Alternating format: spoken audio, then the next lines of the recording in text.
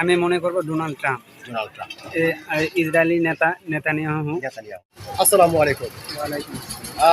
অসংখ্য ধন্যবাদ ভাইজান আপনাকে, অসংখ্য ধন্যবাদ যে আপনি আসলে কথা বলার সুযোগ করে দিলেন। তো ভাইজান সর্বপ্রথমে জানতে চাচ্ছি আপনি কেমন আছেন? আলহামদুলিল্লাহ ভালো আছি। যাক, আল্লাহ পাক আপনাকে ভালো রেখেছে। তো ভাইজান আপনার নামটা জানতে পারি? আমার নাম মোহাম্মদ কামরুজ্জামান সাগর। মোহাম্মদ কামরুজ্জামান সাগর, সুন্দর একটি নাম আপনার ভাইজান, অত্যন্ত চমৎকার একটি নাম আপনার। তবে ভাইজান একটি কথা বলতেই আমি বাধ্য হচ্ছি, সেটা হচ্ছে আপনার নাম শুনে এবং আপনাকে সামনাসামনি দেখে যেটা বোঝা যাচ্ছে আপনি প্রচণ্ড একটি সাহসী মানুষ। সত্যি ভাইজান, আপনি যে সত্যি একজন সাহসী মানুষ সেটা কিন্তু আপনাকে দেখেই বোঝা যাচ্ছে।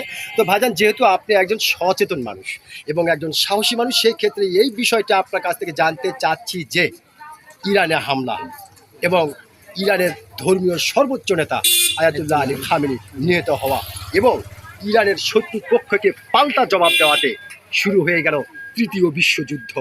তো এই তৃতীয় বিশ্বযুদ্ধকে অনেক মানুষ বলছে এটা বিশ্বযুদ্ধ নয়, এটা বিশ্ব মরণ যুদ্ধ।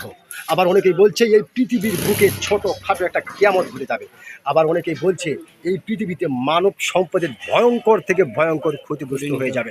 তো ভাইজান, এই যে পাপিষ্ট কাজ করছে এবং এই এই এই যে এই মানব সম্পদকে যে এত ক্ষতিগ্রস্ত করছে, এই শয়তান বা এই পাপিষ্ট আপনি কাকে মনে করতেছেন? ক্ষতিগ্রস্ত জি, আমি মনে করব ডোনাল্ড ট্রাম্প। Donald Trump. আর ইসরায়েলি নেতানিয়াহু। নেতানিয়াহু, হ্যাঁ। এ নিয়ে মানে দুই শয়তানি, ঠিক আছে, মানে বলার মতন ভাষা নেই ভাই, ঠিক আছে। যেভাবে মানে ইরানের উপর হামলা করতেছে, যে এটা খুবই দুঃখজনক। আমাদের মুসলিম বিশ্বের একজন জি জি নেতা আয়াতুল্লাহ আল খামেনি রমজান মাসে তাকে যে মানে হত্যা করা হয়েছে, জি নিহত হয়েছে। আল্লাহ পাক ওনাকে ব্যস্ত নসিব দান করুক। জি জি কিন্তু আমরা চাই যে বিশ্বে শান্তি ফিরে আসে। শান্তি। আমরা যুদ্ধ চাই না, আমরা শান্তির মাঝে আমরা সমঝোতা চাই, এটাই আমাদের সবার কাম্য।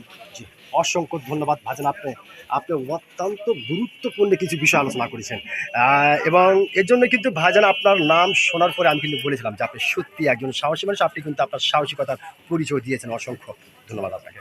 আসসালামু আলাইকুম।